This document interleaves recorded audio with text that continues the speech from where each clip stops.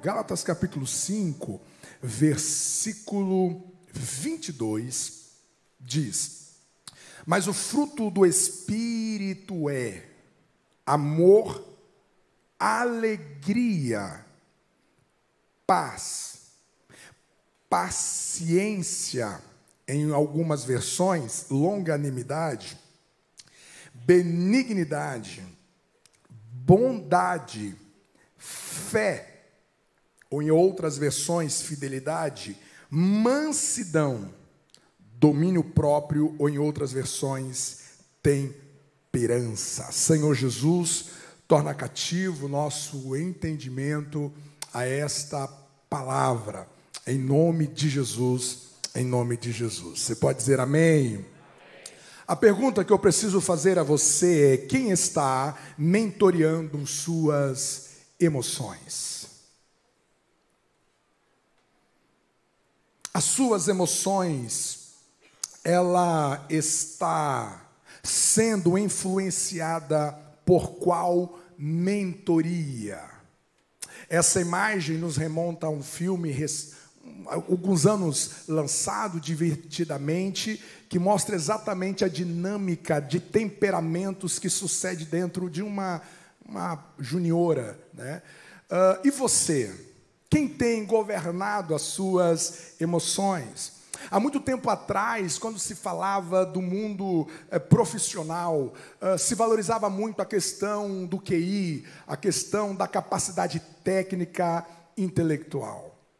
Todavia, as grandes corporações já entenderam que a profissão, a qualidade que mais se exigirá dos funcionários, antes da intelectualidade brilhante, é inteligência emocional.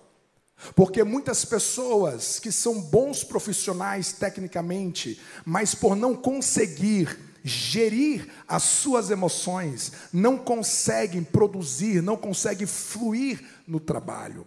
Quantas coisas que se estragam, quantas coisas que se fraturam, porque estas emoções começam a governar as suas decisões. Essa reação comportamental a partir de algum estímulo diante de você começa a dominar a sua vida. É importante você entender que maturidade emocional não significa o quanto que você viveu. Não significa o fato de você ter chegado em uma idade adulta considerável. Significa que você é emocionalmente maduro.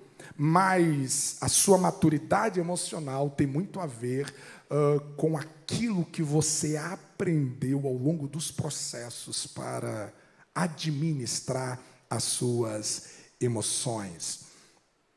Quais são as evidências a qual nós temos que as suas emoções, elas estão sendo mal mentoreadas? Existe um autor chamado Peter Scazzero, ele é um grande especialista na área, e ele vai trabalhar de maneira didática a respeito das fases das nossas emoções, que vão sinalizando a nossa imaturidade emocional, e eu gostaria a sua atenção sobre isso. Ele fala sobre bebês emocionais. O que seria bebês emocionais? São aquelas pessoas que procuram que os outros tomem conta deles. O tempo inteiro, todo mundo precisa estar convergido para atender às suas exigências, às suas necessidades e às suas querências. Bebês emocionais fala daqueles que têm dificuldade de entrar no mundo do outro. Ele é difícil de acessar, de entender o que está acontecendo do outro lado. Bebês emocionais são movidos sempre por gratificação instantânea. Pessoas que qualquer coisa é capaz de fazê-lo a mudar de opinião, de decisão, simplesmente por causa de gratificações. Bebês emocionais usam os outros como objetos para atender às suas necessidades. Dá uma olhada para quem está ao seu lado, se ele tem cara de bebê emocional.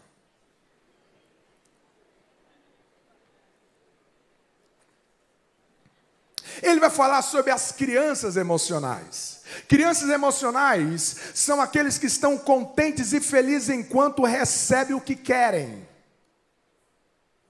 Mas qualquer contrariedade, ele perde o equilíbrio, ele perde a amizade. Você é a melhor pessoa do mundo, é o melhor pastor do mundo, é a melhor igreja do mundo, é o melhor patrão do mundo, é a melhor família do mundo, até não atender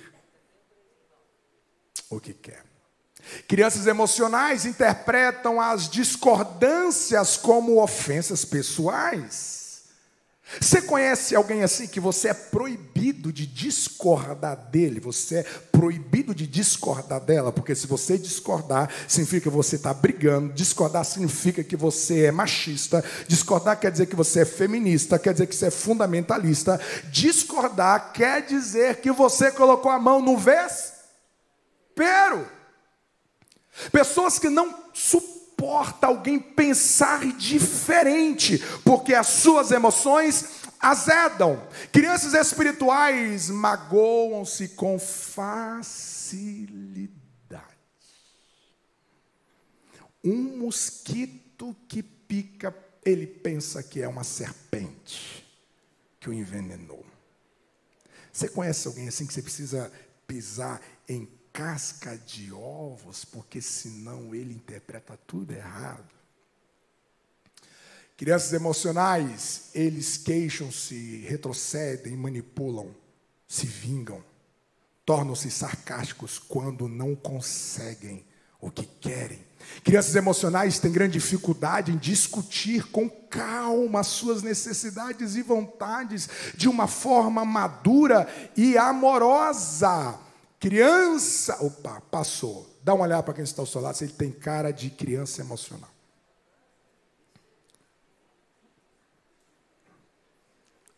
Não comente, é só para olhar, tudo bem?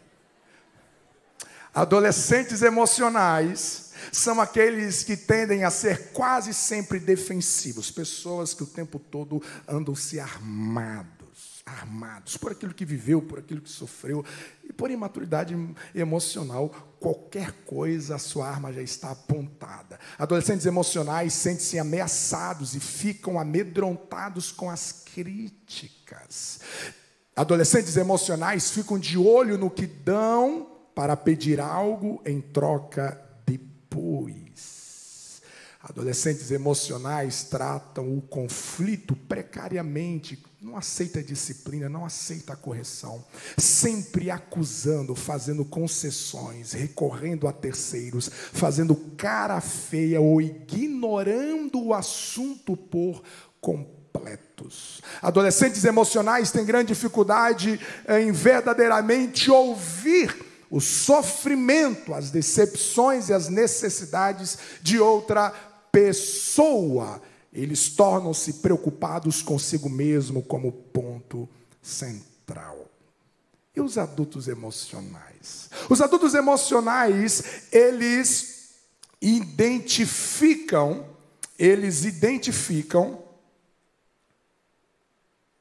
as necessidades e conseguem pedir o que querem e preferem com clareza, direta e honestamente.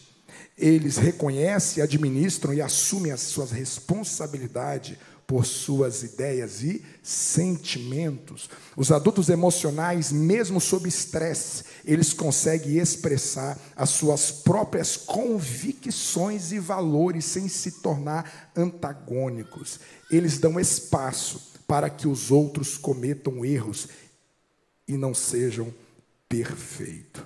Dá uma olhada para quem está ao seu lado, se ele tem cara de adulto emocional aí. As suas emoções precisam de um mentor.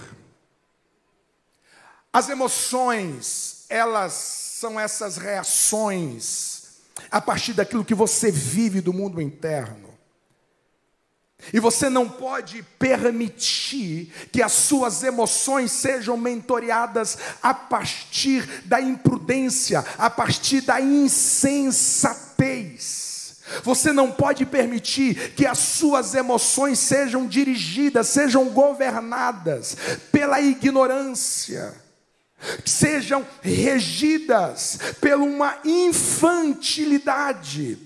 E eu quero propor para nós orarmos que o Espírito Santo, ele é o mentor que você precisa clamar para reger a administração das suas emoções. Você pode fazer uma boa terapia. Você pode ir atrás de um bom profissional do comportamento humano e ele estará te ajudando com bom profissionalismo. Mas existem realidades nas suas emoções. Existem algumas realidades no seu interior. Existem algumas realidades na sua personalidade que o melhor terapeuta não consegue chegar. Existem algumas realidades nas suas emoções que você precisa de uma intervenção nas camadas mais profundas do seu ser. E este lugar, o Espírito Santo é especialista em tratar. Você me entende até aqui? Diga amém. O fruto do Espírito que nós lemos é a maneira mais brilhante que o Espírito está dizendo com a gente: eu posso tratar o seu caráter, eu posso tratar a sua personalidade, e eu posso te dar condição de você lidar também com as suas emoções.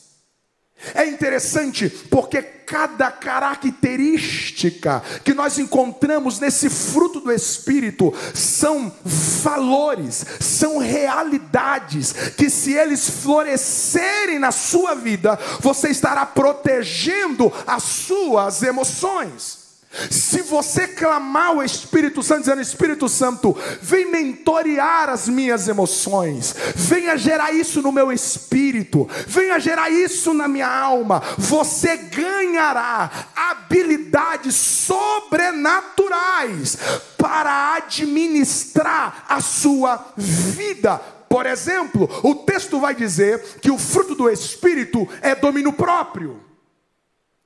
A capacidade de você não tomar decisões a partir de precipitações. Nós temos um testemunho de um pastor que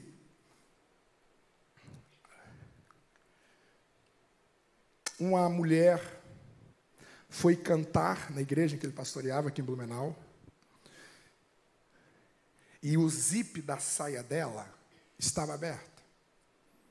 E quando ela desceu do púlpito, a filha do pastor disse para ela: o seu zíper está aberto. Aquela irmã deu um tapa no rosto daquela criança imediatamente. Você como pai, você como mãe, o que você faria? Não responda. Não responda. Senão pode ter SAMU ali. O pastor nosso, o sangue veio tudo para a cabeça, como um bom alemão. As emoções dele ferveram. Mas ele não perdeu o seu equilíbrio. Ele não perdeu a sua insanidade. Eu lembro de muitos anos atrás, assim como eu cheguei em Blumenau, eu fui no supermercado e eu fui estacionar, e eu estacionei dentro da minha faixa. E eu lembro que nós fomos fazer compra, eu e minha esposa, e de repente chamou no alto-falante o proprietário do Clio vermelho. Que Deus o tenha. E aí vai: meu bem, isso aqui é eu. E eu fui. Quando cheguei lá, tinha um cara, mas pensa, um cara bravo. Ele conversava assim comigo, com um punho fechado. E aquele cara começou a me desaforar. Quando ele começou a me tratar sem educação, e ele queria briga, as minhas emoções ferveram, Mas esfriou, porque o cara era grande. Mas esfriou rapidinho. Fez aqui, não dou conta nem de correr. Mas o domínio próprio não é que você vai se tornar uma barata. Não é que você vai se tornar um passivo. Mas é que você não vai esquecer de quem você é, a despeito de tudo o que acontecer à sua volta. O Espírito está dizendo, existe um lugar em mim que eu posso te conceder domínio próprio. Existe um lugar em mim que eu posso te mentorear, que você será uma pessoa mansa. Pessoa mansa aqui não é uma pessoa lerda. Não é uma pessoa zen. Não. Manso aqui é uma pessoa que não é ácida. Ela não é ácida. As suas palavras não é de acidez. O seu tratamento não é de acidez. Lá na minha terra, quando alguém vinha conversar com a gente, dando palavras, a gente falou, uai, trocou a ferradura? Existem pessoas que conversam assim. Mas são palavras que ferem, são palavras mal educadas. O Espírito Santo está dizendo assim, pastor, mas eu perdi o emprego. Pastor, mas você não sabe o que eu estou passando. O Espírito Santo está aí exatamente para isso. Para te dar mansidão, para que as suas emoções não venham se azedar diante das circunstâncias, que você não perca a sua mansidão nos seus relacionamentos. O Espírito Santo, ao mentorear suas emoções, ele vai te dar paciência. Gente, em um mundo em que as pessoas ouvem os áudios no 2V, 2x, né? Quem é que ouve os áudios só no 2x? Pode confessar seu pecado, pode confessar. Principalmente se for o áudio da mãe. Que é um podcast, né? Você acha que a gente vai ter paciência de lidar uns com os outros, irmão? E aí a gente vai perdendo, assim, a gente vai perdendo a clareza que Deus não vai se render à nossa pressa. Não vai. Então vamos pensar aqui. Temos alguém que está grávida aqui? Alguém que está grávida, gestante? Levante a mão. Ou tem um homem que levantou misericórdia, só mulher. Vamos lá. Você quantos meses? 8 e 4 meses. Como é que é o seu nome? Julie. Imagina que a Julie, 4 meses. E o seu nome? Joanara. Ambas gestante. Imagina quando a Joanara estava ali com seus 4 meses. A Julie, no caso agora. Aí vem o desconforto, vem um enjoo. Aquele desconforto da gravidez, principalmente se for a primeira. Todo aquele desconforto que você, mulher, sabe. Aí você fala assim, meu Deus, que coisa difícil. Meu Deus, que dor, infecção, desconforto, enjoo. Sabe uma coisa? Eu vou tirar essa criança logo. Eu vou tirar essa criança logo, porque assim eu me livro do desconforto. Se tirar a criança antes do tempo, o que acontece com ela? Ela morre. Existem bênçãos que estão sendo geradas, que se elas forem te concedidas antes do tempo, essa bênção vai te estragar. Às vezes você tem a sensação que Deus está demorando. Às vezes você tem a sensação que é Deus que está esquecendo de você. E as ansiedades vão assumindo as suas emoções. E você vai roendo as unhas do seu coração. Nessa ansiedade, nessa inquietação. Na verdade não é Deus que está atrasado. É você que está ansioso demais. Porque existe um processo. Existe um processo na vida, existe um processo de aprendizado a você, existe um processo que Deus está trabalhando além dos seus olhares, que se Ele antecipar, vai estragar a sua bênção, vai estragar a sua história. Existem bênçãos que não é que Deus não quer te entregar, é que Deus precisa preparar você, Ele precisa preparar a sua mente. Quantos amigos que Deus tinha grandes bênçãos para abençoá-lo financeiramente, Mas a bênção não chegou, porque se chegasse na hora que ele queria, esse dinheiro iria corromper o seu coração, ia torná-lo soberbo, ele iria abandonar a família, ele ia abandonar a igreja, e Deus então estava preparando ele, Deus estava amadurecendo ele pacientemente, para que quando a criança nascesse, foi difícil, doeu, desconforto, enjoou, eu não sabia o que fazer, mas eu sei que tem um horário, tem um tempo determinado. O seu Deus, ele não chega atrasado. Não pense que o seu Deus perde o horário da sua bênção. É Ele que está tratando você, é Ele que está mexendo no seu caráter, é Ele que está te ensinando a arte, a virtude da paciência, que as coisas não acontecem no seu tempo, você não tem controle de todas as coisas, e Deus está dizendo: esperei com paciência no Senhor, e Ele agirá no seu perfeito tempo. Alguém recebe essa palavra? Aplauda o nome do Senhor Jesus esta noite. Deixa eu mentorear você e você terá paz. A paz é quando o seu interior está apartado de toda a confusão e desordem. Gente, isso é extraordinário. Imagina você passar por quaisquer circunstâncias, mas você continua em paz. Eu tenho um pastor amigo que, quando alguém liga para ele, às vezes, pergunta assim: e aí, pastor, como é que estão as coisas? Como é que estão as coisas? Ele diz assim: não está nada bem, mas está tudo em paz. Vamos dizer isso junto? Não está nada bem, mas está tudo em paz. Não precisa estar tudo bem para estar em paz, porque às vezes não está nada bem fora, mas aqui dentro não tem desordem. Aqui dentro não está confuso, porque eu sei quem eu sou, e eu sei quem Deus é, e eu sei em quem eu tenho crido. O Espírito Santo está dizendo: se você deixar eu mentorear as suas emoções, eu vou lhe dar paz. Paz para dormir em meio a uma tempestade, como Jesus fez.